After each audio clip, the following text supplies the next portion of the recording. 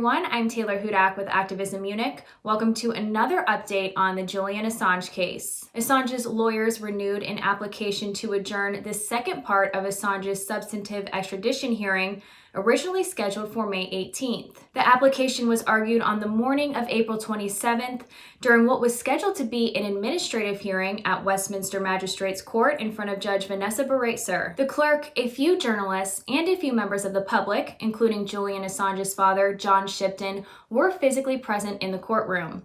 Assange received medical advice that it would not be wise for him to be taken to the video room to attend via video link. Assange therefore could not participate in Monday's court hearing. The prosecution and the defense attended via audio link. The defense argued for the substantive extradition hearing to be postponed due to COVID-19 restrictions preventing them access to their client. The defense also cited Assange's inability to participate in his own defense during the pandemic.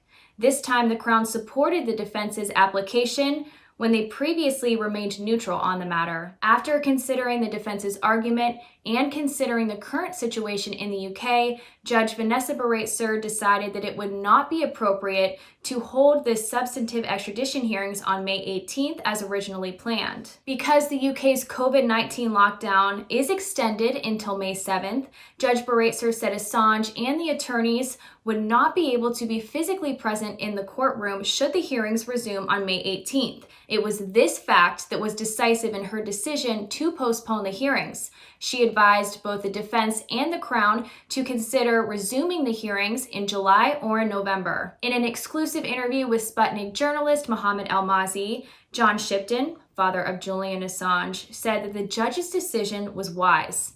Shipton also noted that he has not seen his son for nearly 6 weeks due to the COVID-19 lockdown. Journalist, author, and historian John Rees shared a similar sentiment and was very pleased with the judge's decision.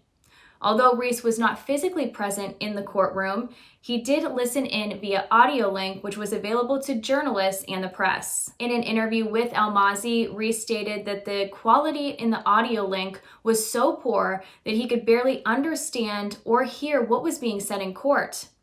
Rees also noted that the facility being used was so antiquated that each time a journalist called in or left the call, there was an automated message.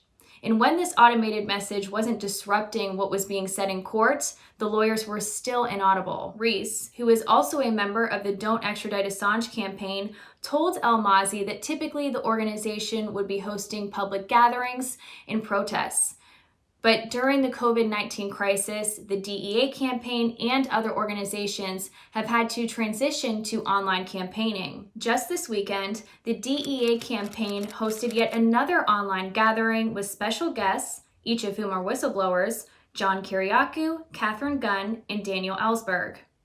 Ex-CIA torture whistleblower John Kiriakou, who was tried and convicted in the Eastern District Court of Virginia, spoke about the inherent unfairness in this court when reflecting back on his own case. This is the same court that would hear Assange's case if he is extradited to the United States. I hired O.J. Simpson's jury consultant in my case. He has never lost a case. He represented O.J. Simpson and William Kennedy Smith and George Zimmerman in the Trayvon Martin case. He's a winner. And we got him a security clearance. He came to Washington and he reviewed all the documents.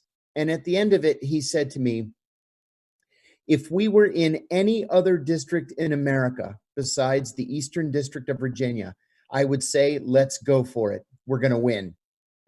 But the Eastern District of Virginia, he said, your jury would be made up of people from the CIA, the FBI, the Pentagon, the Department of Homeland Security, and intelligence community contractors or their family members. He said, you don't stand a chance in the Eastern District of Virginia. That's why they charged you there. I fear the same thing for Julian, that they charged him in the Eastern District of Virginia because it's called the espionage court, because no national security defendant has ever won a case there. And that's why I think that our best shot for Julian in the Eastern District is through publicity and the possibility of jury nullification. We have to get the word out that the man is a journalist and you can't prosecute journalists for telling the truth. It really is an issue as simple as that. Kyriakou reiterated the importance of fighting extradition in the UK and the importance of rallying support for Assange in the US and bringing constant attention and awareness to this case and his status as a journalist. At the end of the event, those interested were encouraged to follow the DEA campaign on Twitter at DEA Campaign and visit the website don'textraditeassange.com. The court has adjourned until Monday, May 4th, where a fixed date for the second part of the extradition hearings is expected. I will continue to follow this case and report on this case, so do make sure that you subscribe to our YouTube channel. I'm Taylor Hudak with Activism Munich, and thank you all for tuning in.